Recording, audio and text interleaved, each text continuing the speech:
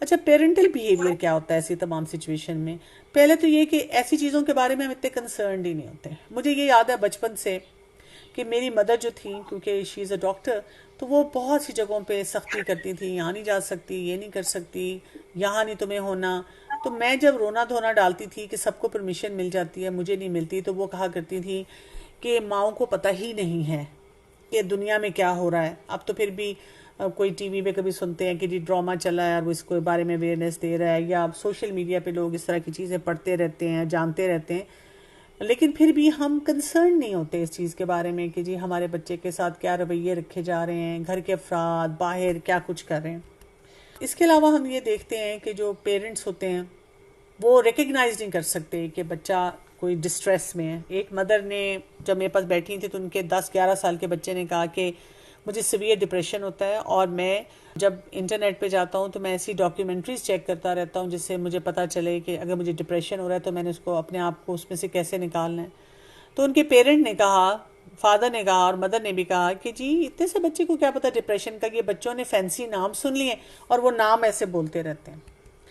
फिर ये कि बच्चों को ब्लेम करना, जैसे अगर बच्चा कोई कभी आके बताए घर में कि जी टीचर ने मारा है, तो अम्मा पापा ये नहीं कहते कि क्यों मारा है, उनको नहीं मारना चाहिए था, वो जो बात आपसे करवाना चाह रहे थे वो आराम से कह देते हैं, आपको कोई कॉन्सिक्वेंस दे देते हैं, मारा क्यों। बल्कि हम फौरन कहते हैं बहुत अच्छा हो, तुम्हारे साथ यही होना चाहिए था, टीचर ने मेरा ये नाम रख दिया, हाँ तो तुम हो ऐसे ना, तुम्हारे साथ ऐसे ही होना चाहिए। घरों में भी हम इसी तरह कहते हैं कि अगर कोई डांटे मारे, हम कहते हैं ये तुम तो हो ही लातों के भूत, तुमने तो इसके बगैर ठीक नहीं होना था। और वही बात हम बच्चे को नेगेटिव टर्म्स इस्तेमाल कर करके भी लिटिल करते रहते हैं। और फिजिकल पनिशमेंट तो बहुत ही हमारी हार्श किस्म की है, और वालिद बहुत मारते हैं। मैंने एक दफ़ा कहीं पे मैं कोई एक्टिविटी करी थी और मैंने बच्चों से जब पूछना शुरू किया तो पता चला कि अम्मा का तो जूता होता है लेकिन अब्बा का जो हाथ है ना वो जूते से भी ज़्यादा लगता है, और वो अक्सर उठ रहा होता है वालिद का। और वो बच्चे की बता रहे थे, मैं देख रही थी कि जो माएँ थी वो बहुत शर्मिंदा सी हो रही थी कि अब हम क्या करें, मतलब हम कितना पर्दा रख सकते हैं इस बात पे। फिर ये कि जो भी बात होती है पेरेंट्स का बस एक ही डिमांड होती है कि बस पढ़ाई पे फोकस करो तो फिर तुम्हें कोई मसला नहीं होगा। और जब बच्चे के बिहेवियर के बारे में बात करते हैं तो वो बहुत कॉन्फ्लिक्टिंग या ऐसी एक्सप्लेनेशंस देते हैं जो उस बिहेवियर के साथ फिट इन नहीं हो रही होती। अच्छा, अब एब्यूज़र जो है, खासतौर पे जो सेक्सुअल एब्यूज़र होगा उसके क्या चैलेंजेस होंगे, या और नहीं फिजिकल एब्यूज़र भी होगा। तो पिक एंड चूज पॉलिसी होती है, हम अपनी मर्जी की चीज़ों पे जो है फैसले कर रहे होते हैं। उनके अपने चाइल्डहुड अनरिजॉल्व चैलेंजेस होते हैं। आपने अगर देखा हो कि क्योंकि बचपन में हमें इसी तरह से रेज किया जाता है, और बहुत से वालिद ख़ास तौर पे कहते हैं कि ये आजकल की फैंसी टेक्निक्स हैं प्यार मोहब्बत करना। हमें भी तो देखो इतनी मारें पड़ती थी, इनको तो कभी उतनी मार ही नहीं पड़ी, और देखो हम कितने अच्छे निकल आए हैं। या ये कि अगर कोई सेक्सुअल अब्यूज़ में है तो उसका भी यही होगा कि बचपन में वो सेक्सुअली अब्यूज़ हुआ हुआ है तो उसके अंदर अब ये नेचर बन चुका है। तो कोई ना कोई अनरिजॉल्व चैलेंजेस हैं। पर्सनैलिटी टाइप्स भी होती हैं, जो एग्रेसिव लोग होते हैं फिर वो उन्होंने स्किल नहीं सीखे हुए तो वो फिर बहुत जल्दी हो जाते हैं। या कुछ सेल्फ सेंटर्ड पर्सनैलिटीज़ होती हैं कि वो नहीं ये सोचते कि मेरा कोई भी फैसला करने से दूसरे के ऊपर क्या असरात आएंगे, बस उन्होंने फैसला कर लिया और जो फैसला कर लिया तो उन्होंने उसी के मुताबिक सारे मामलात को लेके चलना। इसी तरह से हमारी अब्यूज़र्स का जो है प्रोफाइल अगर हम ये देखें, जो स्पेशली चाइल्ड सेक्सुअल अब्यूज़ में हर वॉक ऑफ लाइफ से आएगा। 90% वो लोग होते हैं जो बच्चे को जानते होते हैं, फैमिली मेम्बर्स जैसे मैंने आपको बताया था उनसे अब्यूज़ होते हैं। और वो शख्स इतना बड़ा कॉन आर्टिस्ट होता है कि इतने कॉन्फिडेंस के साथ इसमें पूरी स्टोरी बताई जाती है कि पहले वो बच्चे से मुस्कुरा मुस्कुरा के दोस्ती करते हैं, फिर चॉकलेट कैंडीज टॉयज़ लाते रहते हैं, फिर उनको गोद में बिठाते हैं, फिर उनसे प्यार करते हैं, और फिर आहिस्ता आहिस्ता उनकी तरफ सेक्सुअल एडवांसेस करना शुरू कर देते हैं। और लोगों के दरमियान में वो इतनी प्लेजेंट पर्सनैलिटी होती है। डोमेस्टिक अब्यूज़ वाले अफराद भी ऐसे ही होते हैं। अब्यूज़ी का चैलेंज क्या, जो अब्यूज़ हो रहा है उसको ये महसूस होता है कि मैं ही गुनाहगार हूँ, मैं मुझसे गलती हुई है, मुझे मार पड़नी ही चाहिए थी। और वो एक विशियस साइकिल में चले जाते हैं। वो डिप्रेस रहते हैं, उनसे काम नहीं किया जाता, उनसे उनकी लो सेल्फ इस्टीम हो जाती है, और वो बस मारें ही खाते रहते हैं सारा कुछ। या वही बात है, इमोशनल अब्यूज़ या स्पिरिचुअल और सेक्शुअल अब्यूज़ सहते रहते हैं, ओवर बर्डनड होते रहते हैं, शेम और लो सेल्फ इस्टीम आती है, वो हर वक्त अपने आप को बुरा भला समझते हैं। मेरी अपनी फैमिली में एक खातून जो कि बहुत कामयाब है, और बचपन से मैं उनको देखती थी कि वो बहुत पढ़ने लिखने में लायक और टॉपर। तो मैंने एक दफ़ा उनसे वैसे ही पूछा कि चलो हम तो शरारतें करते थे लेकिन आपने कभी शरारतें नहीं की, हमेशा अच्छी पोजीशन ली, जो कुछ स्कूल की एक्टिविटीज़ पेरेंट्स के सामने भी सब कुछ किया, तो आपको तो कभी कोई डांट या ऐसी कभी कोई इंसल्ट नहीं हुई होगी क्लास में या मार नहीं पड़ी होगी। तो उन्होंने थोड़ी देर सोचा और उन्होंने कहा कि आपके कहने पे मुझे ख्याल आया और मैंने सोचा कि नहीं मुझे भी पड़ी है। तो मैंने पूछा कि हाउ कम हमने कभी नहीं सुना, कभी आपने इस टॉपिक के ऊपर बात नहीं की। तो उसने कहा इसलिए कि मैंने बचपन में ये एक्सेप्ट कर लिया था कि अगर मुझे मार पड़ेगी that means I am a bad person and I have done something wrong. तो जब आपने सोच ही लिया है कि I am a bad person, तो फिर आप क्यों किसी को कहेंगे? वो तो तब आप किसी को कहेंगे ना कि I am a good person, मेरा कोई कसूर नहीं, फिर आप घर में बताएंगे किसी दूसरे फर्द को कि नहीं मेरा कसूर नहीं है या मुझसे वाकई कोई गलती हो गई है। तो बच्चे के लेंस से समझने की कोशिश करें कि बच्चे हमें क्यों नहीं बताते। एक तो बच्चे बहुत यंग होते हैं और उनके पास अल्फाज नहीं होते कि वो बयान कर सकें। उनको अब्यूज़र कई दफ़ा थ्रेटन भी करते हैं, ख़ास तौर पे ये सेक्सुअल अब्यूज़ में बहुत होता है, या मदारिस में जा रहे हों हिफ्स कर रहे हों वहाँ पे भी बहुत ज़्यादा अब्यूज़ होता है। इवन स्कूल्स में हो जाता है, टीचर कहती है ख़बरदार क्लास की कोई बात घर जाकर बताई, और उसी वजह से आप देखें कि वहाँ पे अब्यूज़ जो है वो होता चला जाता है। उनको फियर होता है कि फैमिली से हमें हटा दिया जाएगा या दूर कर दिया जाएगा, कोई मसला हो जाएगा, हम बुरे अफराद हैं। ये भी उनको फियर होता है कि कोई हमारी बात का यकीन नहीं करेगा। एब्यूज़र कई दफ़ा उनको और तरीके से फैसिलिटेट करता रहता है, गिफ्ट्स देता रहता है, और वो ब्लेम अपने आप को भी करते हैं कि I am not a good person. Specially ये लास्ट 2 पॉइंट्स है, ये सेक्शुअल अब्यूज़ में बहुत ज़्यादा होते हैं। इस पर ना एक सोशल एक्सपेरिमेंट भी था, ख़ासतौर पे ये जो सेक्शुअल अब्यूज़ का है। कुछ पेरेंट्स को उन्होंने पूछा कि जी आपने अपने बच्चों को कितना एजुकेट किया हुआ है सेक्शुअल अब्यूज़ के बारे में। तो पेरेंट्स ने कहा कि हमने बहुत अच्छी तरह समझाया, स्ट्रेंजर से बात नहीं करनी, स्ट्रेंजर के साथ नहीं जाना। उन्होंने बहुत रीअश्योरेंस दी। तो इस पर उन्होंने कहा कि ठीक है आपने बहुत अच्छी तरह उनको समझाया हुआ है, तो चलें अब हम एक एक्सपेरिमेंट करते हैं। तो उन्होंने अब माँ बाप को दिखाया कि उन्हीं बच्चों को उन्होंने जैसे स्कूल से निकलते हुए पार्क में बैठे हुए कन्विंस किया बातों बातों में कि आओ तुम्हें हम आइसक्रीम खिलाएं, I know your father, I know your mother. और वो बच्चे इस बावजूद उसके कि उनके वालिदैन ओवर कॉन्फिडेंट थे कि हमारा बच्चा कभी भी किसी की बात नहीं सुनेगा, वहाँ पे वो उनके झांसे में आ गए और उनके साथ चले गए। तो इसका मॉरल ये था कि ठीक है आप बच्चों को एजुकेट करें लेकिन बच्चों पे जिम्मेदारी इस चीज़ की ना डालें, तो बच्चे बहुत एम्बेरस भी हो जाते हैं। अच्छा, इसमें जो एक चीज़ और बहुत इम्पॉर्टेंट है जो समझने की है वो ये है कि बहुत सारे हार्मोन्स का इम्बैलेंस हो जाता है बॉडी में, जैसे एड्रेनालिन, नॉर एड्रेनालिन, कॉर्टिसोल। ये एक्सेसिव क्वांटिटीज़ में रिलीज़ होती है और इसको हम कहते हैं फाइट एंड फ्लाइट हार्मोन। जैसे स्ट्रेस होगा, एग्रेशन होगी, इरिटेबिलिटी होगी, एंजाइटी होगी, फोकस नहीं किया जाएगा, खाना नहीं खाया जाएगा, खाने की हैबिट्स, नींद, सब चीज़ें डिस्टर्ब हो जाएंगी। डोपामीन लेवल लो होने शुरू हो जाते हैं, और जब डोपामीन लेवल लो होते हैं तो फिर वही बात है कि खुशी नहीं हो रही होती, वही डिप्रेशन है, एंजाइटी है, फोकस नहीं है। इसी तरह ऑक्सीटोसिन का लेवल लो हो जाता है, इनसिक्योरिटी महसूस होती है, कुछ काम करने को इंसान का दिल नहीं चाहता, सेरोटोनिन का लेवल लो होना शुरू हो जाता है। ये बैकग्राउंड में ना जब एक बच्चा स्ट्रेस्ड आउट होता है तो ये लेवल्स चलते रहते हैं, कुछ के हाई कुछ के लो, जिसकी वजह से बच्चा, अगर मैं ओवरऑल आपको पिक्चर दूं तो या एंजाइटी है या डिप्रेशन है, एग्रेशन है, गुस्सा है, फोकस नहीं है, पढ़ने को दिल नहीं चाह रहा है, स्लीप डिस्टर्ब है, ईटिंग हैबिट्स डिस्टर्ब हैं, और इस तरह की बहुत सारी लंबी लिस्ट है जो कि उनकी लाइफ में हो रही होती है। अब आप मुझे बताएं उस बच्चे से हम क्या एक्सपेक्ट करते हैं कि वो कैसे सारे काम करना शुरू कर दे, और वो जवानी तक भी कई बच्चे होते हैं वो इसी तरह से ऐसे इमोशंस के साथ वो रह रहे होते हैं कि वो अपने आप को मैनेज नहीं कर पा रहे होते। तो पेरेंट्स का फियर क्या है? पेरेंट्स का फियर ये होता है कि उनको ये नहीं समझ आती कि where to draw the line, क्योंकि कॉमन सिनेरियोज क्या हैं कि वो चाहते हैं कि जी हमारा बच्चा दुनिया में भी कामयाब हो, इबादत भी अच्छी करे, दीन में भी अच्छा, और उसके रिलेशनशिप उसको डील करना भी सही तरह से आए, और इन्हीं में हम उलझे रहते हैं कि हम अपने बच्चों को आगे लेकर चलें। तो यहाँ पे अगर हम देखें कुछ प्रिंसिपल्स हमें अपनी ज़िंदगी में लाने होंगे, जैसे सूरह आल इमरान की आयत नंबर 159 में आता है, फ़बिमा रहमतिम मिनल्लाह लिन्ता लहुम वलौ कुन्ता फद्दन गलीदल क़ल्ब लनफ़द्दू मिन हौलिक।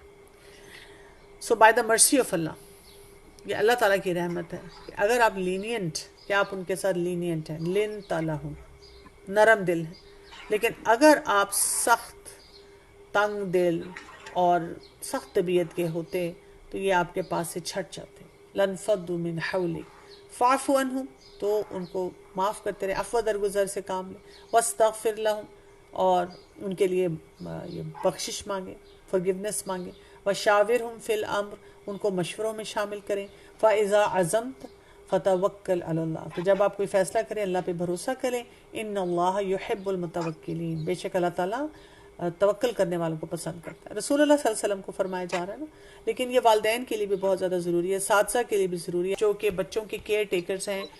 हमें अपने मिजाज को थोड़ा नरम बनाना पड़ेगा। नरमी का ये मतलब नहीं है कि हम प्रिंसिपल्स जो हैं उन पे कॉम्प्रोमाइज़ करना शुरू करते हैं ना, प्रिंसिपल्स पे कॉम्प्रोमाइज़ नहीं होता, लेकिन असल काम क्या होता है कि सही बाउंड्री सेटिंग के साथ हम अपने बच्चों को, अपने फैमिली मेम्बर्स को लेके चलें। इसी तरह सूरह हुजरात की आयत नंबर 11 देखें, या अय्युहल्लज़ीना आमनू ला यस्खर कौमुन मिन कौमिन, कि ना कोई मजाक उड़ाए, ईमान वालों को कहा जा रहा है, ना कोई मजाक उड़ाए एक कोई कौम किसी कौम का, कोई मर्द औरतों के लिए अलग फिर कह दिया गया, व तलमिज़ू अनफुसकुम, किसी पे वो इल्काब ना लगाए जाएं, किसी के बारे में बुरी बात ना की जाए, और क्योंकि इन सब चीज़ों को जुल्म की शक्ल बताया गया। फिर आप देखें सूरह नहल की आयत नंबर 125 में आता है, उदउ इला सबीली रब्बिका बिल हिकमति वल मौइज़तिल हसना, कि बुलाओ अल्लाह के रास्ते की तरफ हिकमत और मौइज़तिल हसना, बहुत ही खूबसूरत हसना, नसीहत ऐसी हसना। ये मौइज़ा ही ऐसी बात होती है जब आप किसी की सुनते हैं और आपके दिल को जाके वो टच करती है, आप कहते हैं दैट्स इट, ये मुझे करना। तो जब हम स्पेशली अब देखें ये स्पिरिचुअल अब्यूज़ की जो अशकाल होती है, जब हमने बच्चों से कुछ कराना है, यानी बच्चे को पहले हम उसकी जान खाते हैं, नमाज़ पढ़ो नमाज़ पढ़ो नमाज़ पढ़ो। अब वो बच्चा बेचारा ठीक है, उसने लेट पढ़ी, वो नमाज़ पढ़ के आता है और हमें बताता है मैंने पढ़ ली, तो हम कहते हैं ना तुमने क्या एहसान किया, ये कोई नमाज थी? यानी ये कोई मौइज़तिल हसना तो नहीं है। तो ये भी एक इम्पॉर्टेंट प्रिंसिपल है। और रसूलुल्लाह सल्लल्लाहु अलैहि वसल्लम ने क्या फरमाया कि तुम में से कभी कौन है, वो नहीं है जो कि किसी को रेसलिंग में उसको पिछाड़ दे, ताकत के जोर पे पिछाड़े, बल्कि कामयाब या स्ट्रॉन्ग इंसान वो है जो गुस्से पे काबू पा ले। हम अगर चाहते हैं कि हम अपने बच्चों को डिसिप्लिन करें, बच्चों को अब्यूज़ से बचाएं, तो हमें अपने गुस्से के ऊपर बहुत काबू करना पड़ेगा। फिर इसी तरह से एक और ये हदीस मुझे बहुत पसंद है, जिसमें रसूलुल्लाह सल्लल्लाहु अलैहि वसल्लम ने फरमाया था कि मदद करो अपने भाई की, चाहे वो जालिम है या मजलूम। तो जब सहाबा किराम ने कहा या रसूलुल्लाह सल्लल्लाहु अलैहि वसल्लम मजलूम की मदद तो समझ आती है, जालिम की कैसे मदद करें? तो आप सल्लल्लाहु अलैहि वसल्लम ने फरमाया था उसका हाथ रोक कर, ताकि वो किसी के साथ इनजस्टिस ना कर सके। तो ये हमें इसलिए इसके बारे में बहुत ज़्यादा अवेयरनेस की ज़रूरत है कि physical abuse, emotional, spiritual, sexual, कि हम किसी को हाथ उठाने की इजाज़त ना दें, किसी को अपने बच्चे को अब्यूज़ करने की इजाज़त ना दें। बहुत साल पहले की बात है कि मैं किसी इवेंट पे थी, हम लोग सब लेडीज़ बैठे हुए थे, खाना अभी केटरिंग थी, वो सर्व होने लगा था, तो बच्चे हमारे पास आ गए, हमारे सबके बच्चे थे छोटे, मतलब समझें कि 8-9 साल की रेंज में बच्चे थे। तो कि हमें भूख लगी, तो मैंने ही दूर से देखा कि तकरीबन खाना लग रहा था, तो मैंने उनसे कहा बच्चों को जाओ आप लोग प्लेट लो और खाना डाल लो। और वो बच्चे जब वहाँ पे पहुँचे हैं तो अभी हम पीछे ही आ रहे थे, तो मैंने देखा कि वहाँ जो वेटर खड़ा था उसने उनको जैसे शू किया, जाओ भाई जाओ, अभी नहीं, पहले बड़े लेंगे फिर तुम्हारी बारी। और बच्चों को भले ज़रा मतलब ऐसे रूखा सा स्टाइल था, बच्चे ज़ाहिर भूख लगी हुई है, उन्हें खाना चाहिए, और जब हम आए तो मुस्कुरा मुस्कुरा के हमें प्लेटें ऑफर की। यानी बच्चों के साथ हमारे मुंह बने रहते हैं और बड़ों को देख के हम मुस्कुराते हैं, तो ये क्या बात है? तो मुझे तो नहीं अच्छा लगता। मैं तो हमेशा कहती हूँ बच्चों का ख्याल करें। आप देखिए बाहर की एयरलाइंस में क्या होता है, वो पहले कहते हैं, अनाउंस करते हैं जिनके साथ बच्चे हैं वो अंदर जाएं, जिनके साथ बच्चे हैं वो पहले बाहर जाएं। यहाँ पर भी कुछ एयरलाइंस अब ये करती हैं। बहुत से कॉमन सिनेरियोज आपको नज़र आएंगे, पेरेंट्स, इंस्टीट्यूशंस, टीचर्स क्या कुछ कर रहे हैं, इन सब के मामले में हमें मोहतात होने की ज़रूरत है। और ये भी याद रखना है कि बच्चे भी 3 कैटेगरीज के होंगे हमारे पास। एक फॉरगेटफुल बच्चा है, मतलब बच्चे से गलतियां हो रही हैं, भूल रहा है, तो याद करा दें, नेचुरल कॉन्सिक्वेंस को दे दें, बजाय इसके मार पीट शुरू कर दें। डिसोबीडियंट बच्चा है तो फिर क्या वो रूल ब्रेक करता है, तो रूल्स ऐसे बनाएं जो सही हों, उसकी उम्र के मुताबिक हों, और उसको अप्लाई करने का तरीका सिखाएं। और जो लेज़ी बच्चा है, फिर वही बात है कि उसको उसकी लेजीनेस को दूर करने का सामान करें। तो क्या किया जाए जब बच्चा अब्यूज़ होता है, हमारी क्या जिम्मेदारी है? इसके लिए 3 R's है। एक तो रिकग्नाइज करें, पहचाने कि यहाँ पे बच्चा अब्यूज़ हो रहा है, रिस्पॉन्ड करें, छोड़ना नहीं है उस चीज़ को, और रिहेबिलिटेट करें। उस बच्चे का जो नुकसान हो चुका है उसको बेहतर बनाएं, उसको ठीक करें। तो कैसे बच्चे को प्रोटेक्ट करेंगे? फैक्ट्स हमें पता होने चाहिए हर चीज़ के बारे में, हर तरह का अब्यूज़ हमें पता होना चाहिए, क्या कौन सा होता है, कैसा होता है। डिनाई नहीं करें उनके फैक्ट्स को। हर तरह की ऐसी अपॉर्चुनिटीज़ को मिनिमाइज करें।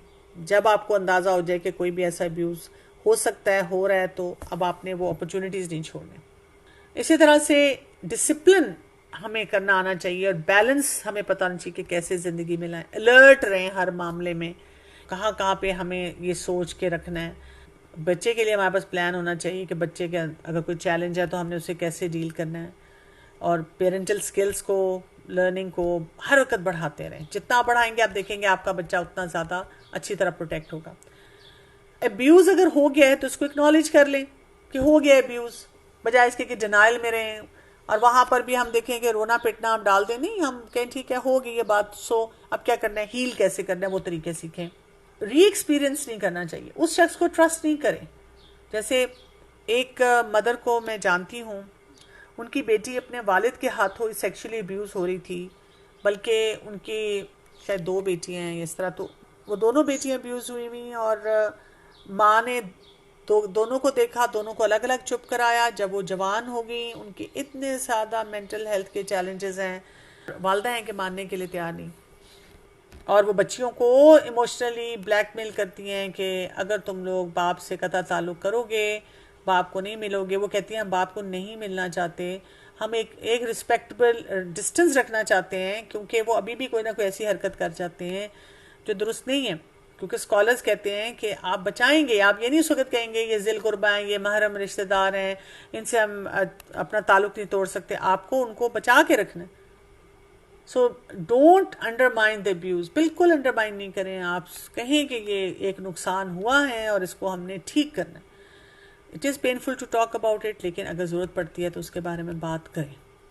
फिर डिटर्मिन करें कि चेंज क्या क्या करना है। इसको कहते हैं मेक इट और ब्रेक इट। क्या क्या चीज़ें चेंज होनी चाहिए, विक्टिम के लिए क्या चेंज होना चाहिए, कैसे उसको कंपैशन हम देंगे।